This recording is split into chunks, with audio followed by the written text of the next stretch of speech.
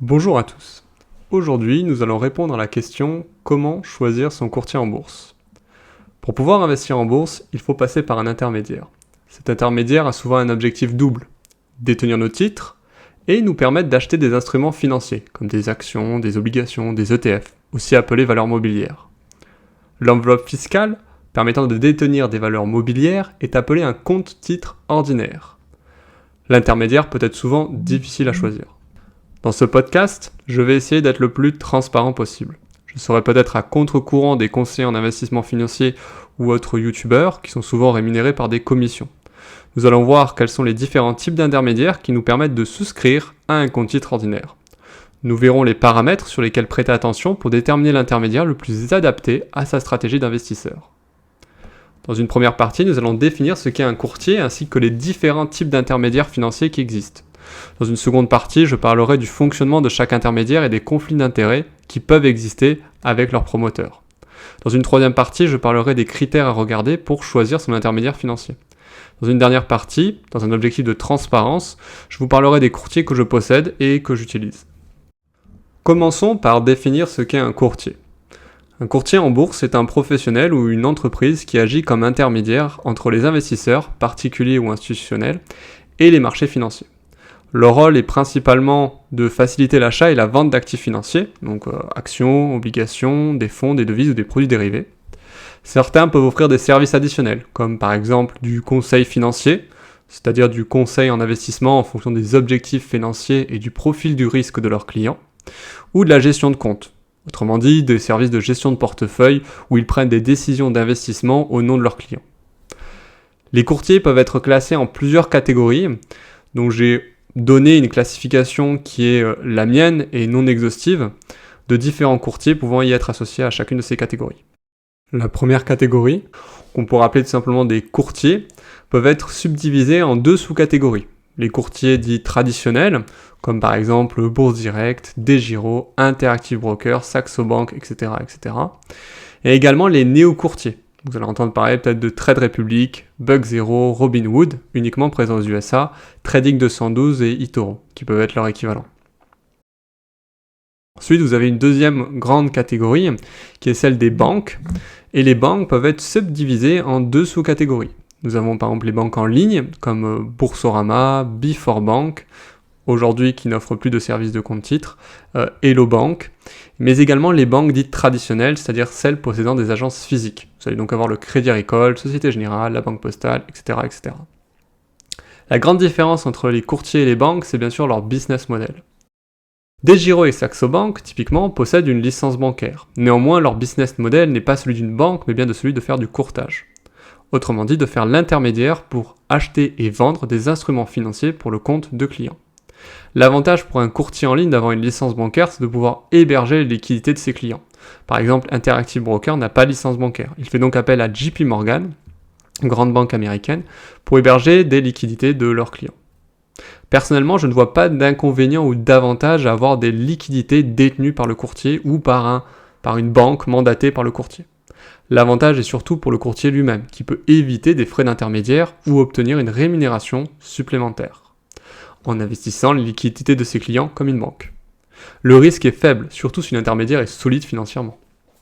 Les courtiers sont aujourd'hui tous présents en ligne, contrairement aux banques, qui peuvent être soit en ligne, soit traditionnelles, avec une agence physique dans laquelle un client peut se rendre. Ainsi, les courtiers sont en général moins coûteux en frais par rapport aux banques, du fait de cette absence d'agence physique. Il faut également voir le risque. Les courtiers peuvent être jugés moins risqués en cas de faillite. Contrairement aux banques, elles ne sont pas exposées au risque de crédit. Autrement dit, l'incapacité de rembourser un crédit immobilier par ses clients, par exemple. Les courtiers ne font pas de crédit immobilier. Cependant, contrairement aux banques, elles n'ont pas les mêmes contraintes de trésorerie. En pratique, si la banque ou le courtier font faillite, les actifs, donc les titres financiers par exemple, du client sont ségrégés, c'est-à-dire qu'ils sont hébergés dans un compte distinct de celui de la banque ou du courtier. Autrement dit, en cas de liquidation du courtier ou de la banque, les titres financiers des clients ne peuvent pas être vendus pour rembourser les créanciers. Les actifs sont donc ségrégés. Seules les liquidités peuvent être vendues car elles sont considérées comme un actif pour la banque, dont vous êtes le créancier. Autrement dit, dans le cas où votre banque fait faillite et que vous avez un montant supérieur aux garanties offertes par un organisme de compensation, souvent cette garantie est de 100 000 euros. Autrement dit, tout ce que vous avez en liquidité supérieure à 100 000 euros dans vos comptes en banque peuvent servir à rembourser les comptes des créanciers de ces mêmes banques en cas de faillite. Il faut bien distinguer également deux choses, la différence entre les courtiers et les néo-courtiers. L'un des néo-courtiers les plus connus aux États-Unis, c'est Robinhood. En Europe, c'est Trade Republic, qui est son équivalent. Ces courtiers sont orientés vers une clientèle jeune et novice en investissement, cherchant des solutions simples et abordables. Ils sont purement digitales, avec des plateformes en ligne ou des applications mobiles modernes et faciles à utiliser. Leur particularité est d'avoir des frais, en apparence, très bas, les rendant les plus compétitifs sur le marché. Avant de continuer, j'aimerais tout d'abord parler de transparence, c'est-à-dire d'affiliation et de rémunération. Lorsque j'ai commencé en bourse il y a 10 ans, trouver un courtier n'était pas si simple, comme aujourd'hui d'ailleurs. Je pouvais trouver des sites qui faisaient l'éloge de tel ou tel courtier sans savoir si ce site était sincère ou si la promotion était faite car l'auteur de l'article touchait une très grosse commission. Les lecteurs convaincus peuvent suivre le lien d'inscription proposé par le blog pour ouvrir un compte chez le courtier couvert d'éloges. C'est le principe de l'affiliation. J'ai d'ailleurs moi-même ouvert une page dédiée sur mon blog là-dessus. C'est un moyen de soutenir mon travail. Vous trouverez plus d'informations en description.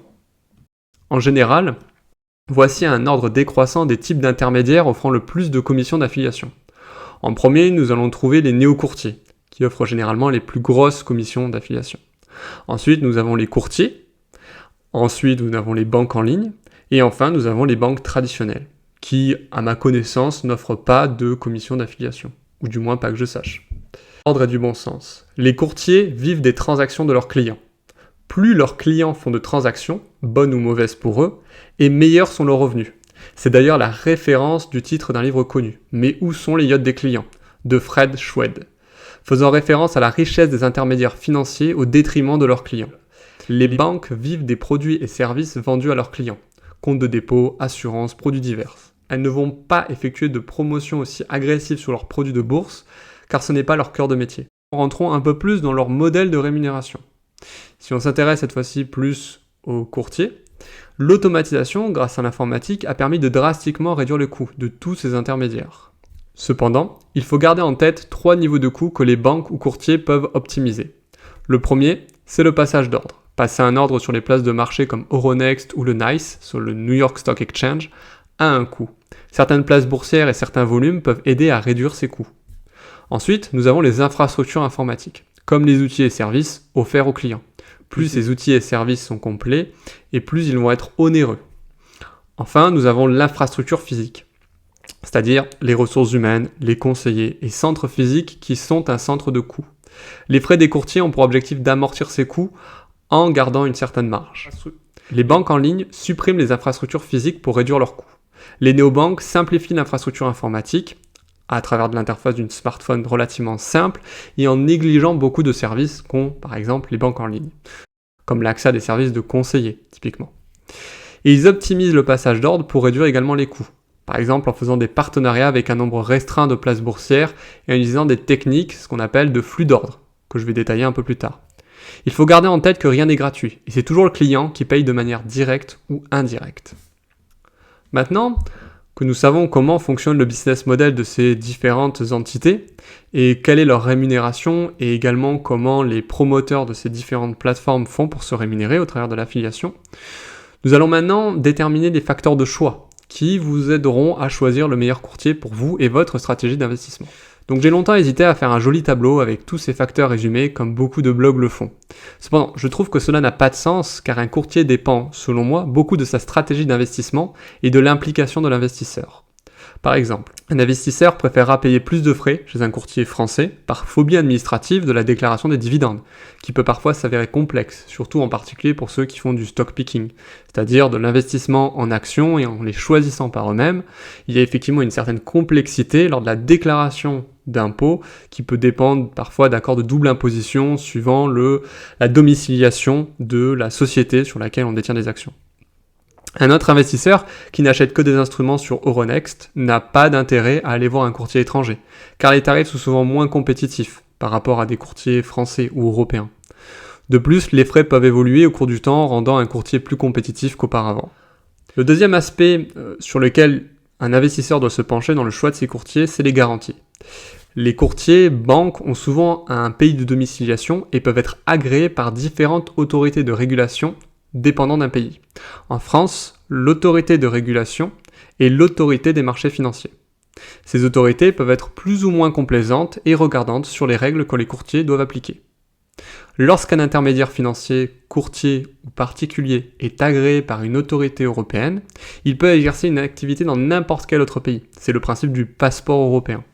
Certains courtiers sont agréés par l'autorité chypriote, la CISEC, l'une des moins regardantes, leur permettant souvent de commercialiser leurs produits en France ou ailleurs en Europe. Ce type de courtier est à éviter fortement. En cas de problème, c'est vers l'autorité de régulation de pays où se situe le siège de l'entreprise qu'il faudra se tourner. Notez qu'un courtier peut avoir plusieurs certifications de plusieurs autorités de régulation. Cependant, il faut toujours veiller à regarder le siège de l'entreprise. C'est vers l'autorité du siège qu'il faudra se tourner si la relation avec votre courtier se dégrade, par exemple une faillite ou des difficultés à récupérer vos capitaux.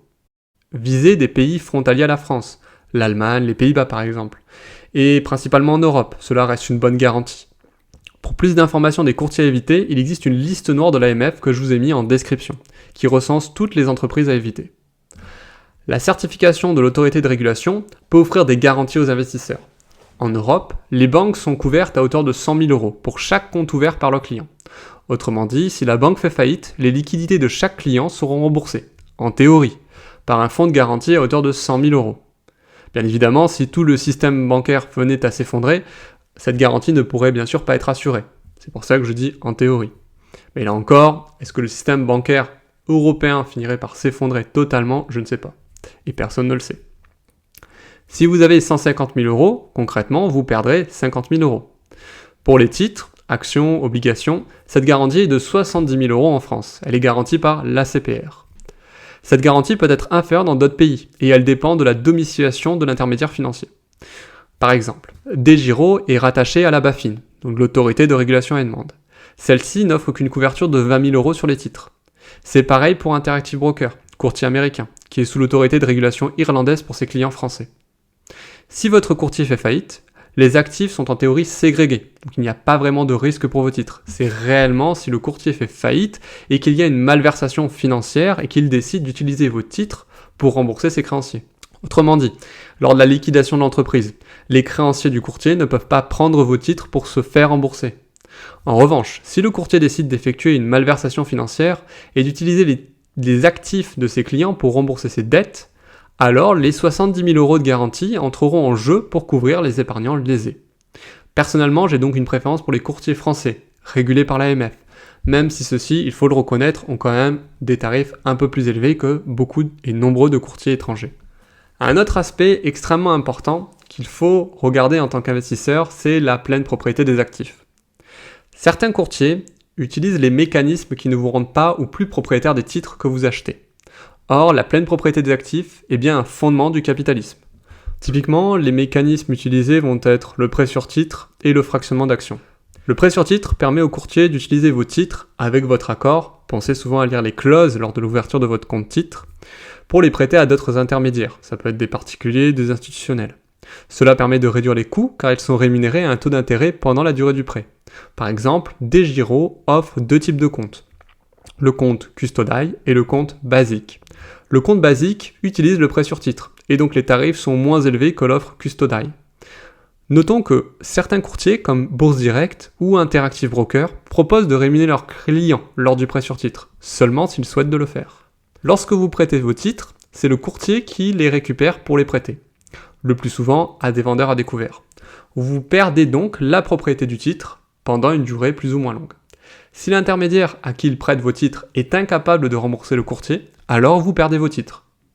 Souvent, les prêts sont dits collatéralisés, c'est-à-dire accompagnés d'une garantie. Mais il ne faut pas oublier que rien n'est garanti à 100% sur les marchés financiers.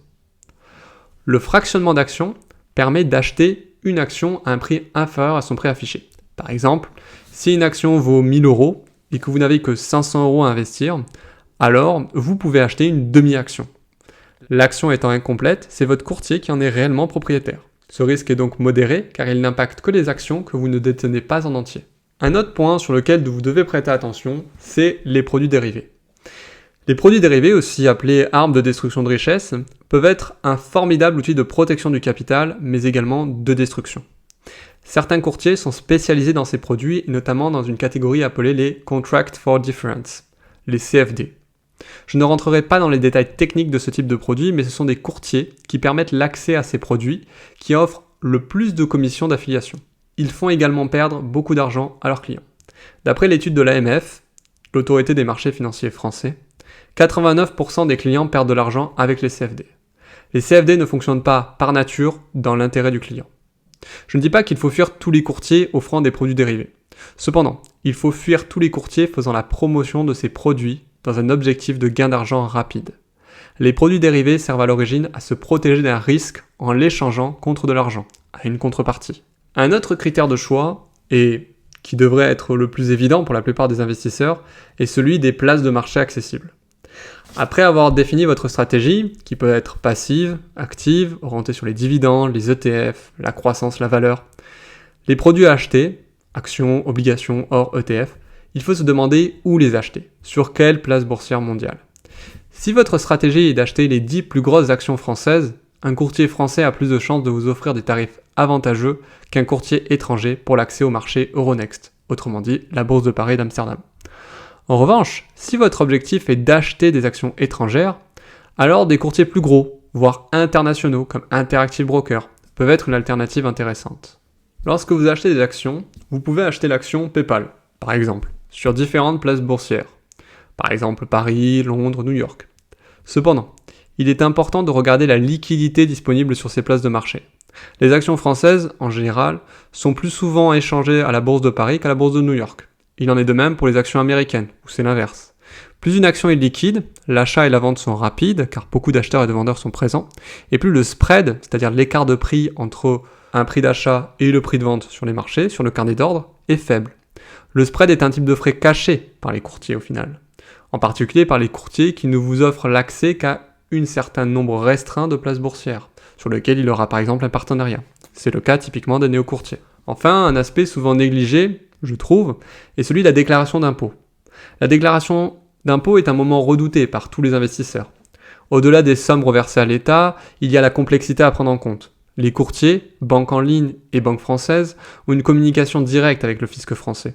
Vos déclarations sont donc automatiquement transmises via un IFU, imprimé fiscal unique, ressemblant à celui affiché à l'écran. Tous les courtiers ne transmettent pas l'IFU. Certains courtiers, comme DEGIRO ou Interactive Brokers, ne transmettent qu'un état des opérations effectuées au cours de l'année, les entrées, sorties et les dividendes reçus. Ce document aide à remplir sa déclaration au fisc, mais rien n'est pré-rempli durant votre déclaration. Donc à vous d'en déduire les sommes à placer sur chaque case, de décès, etc., du document de la figure affichée à l'écran. Il faut prendre en compte d'autres aspects, comme le siège de la société, en cas de versement de dividendes.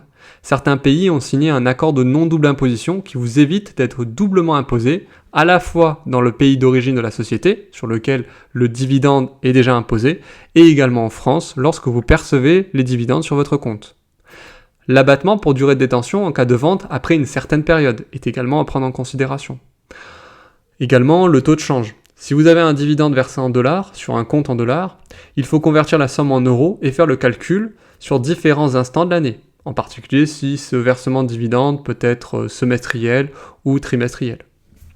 Les moins-values sont également à prendre en considération, et leurs intégrations sur les années suivantes. C'est un casse-tête, donc beaucoup d'investisseurs préfèrent se passer. À titre personnel, en plus de la solidité de l'AMF, c'est pour cette raison que j'ai une préférence pour les courtiers français. Néanmoins, cela ne m'empêche pas de diversifier en ayant un compte titre auprès d'autres courtiers européens et internationaux.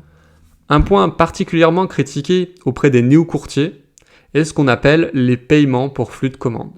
Les paiements pour flux de commande ou Payment for Order Flow, PFOF en anglais, est une technique utilisée par certains courtiers pour réduire les frais de transaction ou se faire de l'argent sur le dos de leurs clients. Lorsqu'un investisseur passe un ordre, acheter ou vendre un actif financier, le courtier peut envoyer un teneur de marché, au lieu de directement à la place boursière. Le rôle du teneur de marché exécute l'ordre, généralement en agissant comme contrepartie, et récompense le courtier pour l'envoi de cet ordre. On pourrait l'imaginer sous la forme d'un achat de gros. On aurait ce teneur de marché qui serait une sorte de grossiste qui récupérait en fait les ordres de nombreux clients et notre courtier qui ferait rôle d'apporteur d'affaires et qui enverrait tous ces ordres vers ce teneur de marché qui serait donc ce grossiste. La compensation versée au courtier peut prendre la forme de frais fixes ou être basée sur un volume d'ordre. Le courtier pourrait être incité à prioriser les gains liés au payment for order flow plutôt que d'obtenir les meilleurs prix pour ses clients. En raison de cette controverse, l'Union européenne a décidé d'interdire le paiement pour le flux d'ordre à partir de 2026. Par conséquent, je vous recommande d'éviter les courtiers pratiquant ce type de technique, en particulier ceux en dehors de l'Union européenne. Enfin, l'aspect sur lequel de nombreux investisseurs, à l'inverse, prêtent attention, c'est bien sûr les frais. Ils sont la conséquence des choix effectués souvent précédemment. Il y a les frais affichés sur les plaquettes des tarifs de chaque courtier et les frais cachés, issus par exemple du paiement pour flux d'ordre ou du spread, issu d'accès à des places de marché avec une faible liquidité. Ces frais peuvent être plus ou moins importants en fonction de la taille et de la fréquence de vos ordres. Cependant, ils doivent toujours être mis au regard des autres paramètres. Si vous payez plus cher que votre voisin, demandez-vous pourquoi. Et vous avez peut-être un accès à des services en plus qui sont importants à vos yeux. Déclaration d'impôt automatique, régulation auprès de l'AMF, etc. En revanche, si vous payez plus cher sans y avoir un intérêt particulier, alors vous pouvez changer de courtier. Un autre aspect un peu plus varié sur lequel vous pouvez prêter attention lorsque vous choisissez un courtier, c'est typiquement les services qui peuvent être fournis par les courtiers et qui peuvent être déterminants dans le choix de celui-ci. Par exemple, la possibilité d'utiliser un compte société qui vous évite une imposition sur les dividendes de votre compte titre, si l'argent ne sort bien sûr pas de cette société. Cela est à voir au cas par cas, avec votre profil. Néanmoins, les points précédemment abordés sont selon moi les plus importants. A l'inverse, d'autres services ne doivent pas être pris en considération, comme le copy trading, le fait d'investir en se basant sur les performances d'autres investisseurs, ou la possibilité d'avoir une gestion pilotée. Un investisseur reste, selon moi, responsable de ses investissements et de son argent. Il ne doit donc dépendre de personne dans la gestion de son capital.